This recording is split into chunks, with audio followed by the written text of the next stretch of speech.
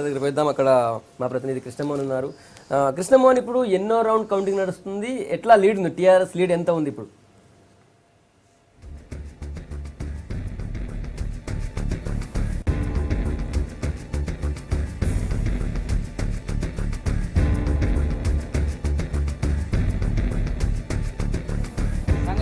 రెండో round official గా కూడా కొద్దిసేపటి క్రితం ప్రకటించారు. అయితే కొన్ని నియోజకవర్గాల్లో మాత్రం 5 రౌండ్లు పూర్తవుతుండగా కొన్ని రౌండ్లలో 2 రౌండ్లు, ఇది మొత్తానికైతే 7 అసెంబ్లీ సెగ్మెంట్లు కలిపి పార్లమెంట్ నియోజకవర్గానికి సంబంధించిన రెండో రౌండ్ అఫీషియల్ గా ప్రకటించారు. ఈ అఫీషియల్ గా ప్రకటించినప్పుడు 53,000 చిల్లర ఓట్ల ఆధిక్యత టీఆర్ఎస్ ముందంజలో ఉంది. మొత్తం టీఆర్ఎస్ కు 2 రౌండ్లు అఫీషియల్ గా పూర్తయిన తర్వాత చూస్తే 67,313 ఓట్లు టీఆర్ఎస్ కు రాగా కాంగ్రెస్ కు 13,776 ఓట్లు కాంగ్రెస్ కు వచ్చాయి.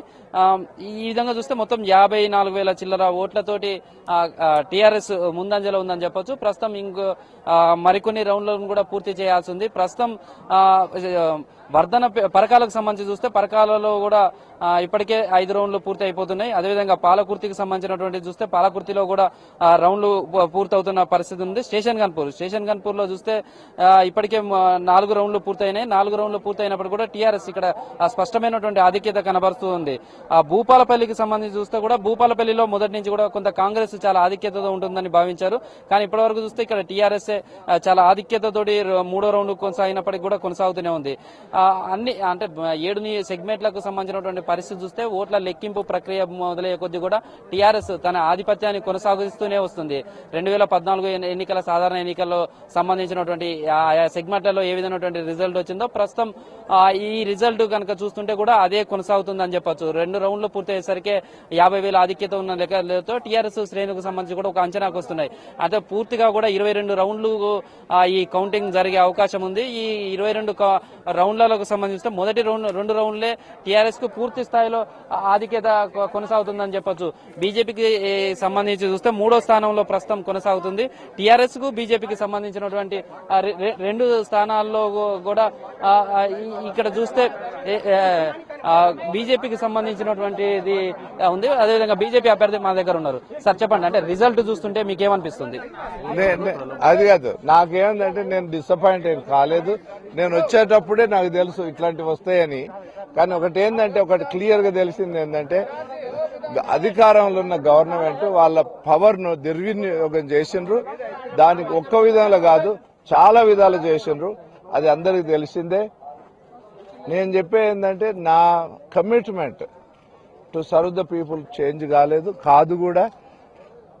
ఇప్పుడు నా సొంత డబ్బులు పెట్టి నేను చిల్డ్రన్ చదివిస్తున్నా, అది కంటిన్యూ అవుతుంది. నేను ఇక్కడనే వచ్చి పార్టిసిపేట్ చేస్తా. వరంగల్లో ఉంటా, హైదరాబాద్ లో ఉంటా.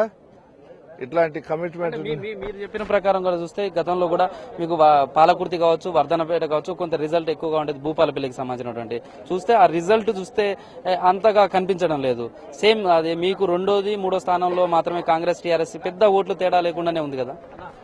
అంటే ఇప్పుడే చెప్పలేము, అది 20 రౌండ్ల తర్వాత డిసైడ్ అవుతుంది. నేను ఏది చేసినా ఏంటంటే ప్రజలను వాళ్ళు ఏంటంటే అధికార పార్టీ వాళ్ళ ఇష్టం వచ్చినట్టు చేసి ప్రజలను మభ్యపెట్టిండ్రు. దాని మూలాన ఎలక్షన్ ఇట్లా వచ్చిందని చెప్తారు.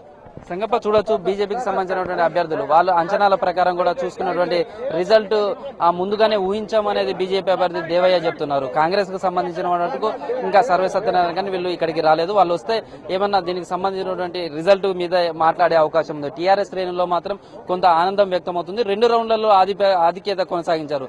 అయితే ఇంకా 20 రౌండ్లు కూడా పూర్తి కావాల్సి ఉంది. ఆ రౌండ్లు పూర్తయితే తమకు కూడా కొంత మేము అనుకున్నటువంటి ఓట్లు రిజల్ట్ వచ్చే అవకాశం ఉందనేది మాత్రం ఇటు కాంగ్రెస్ కు సంబంధించి బీజేపీకి సంబంధించినటువంటి అభ్యర్థులు చెప్తున్నారు. కానీ టీఆర్ఎస్ అన్ని నియోజకవర్గాల్లో కూడా తన ఆధిపత్యాన్ని అదే విధమైన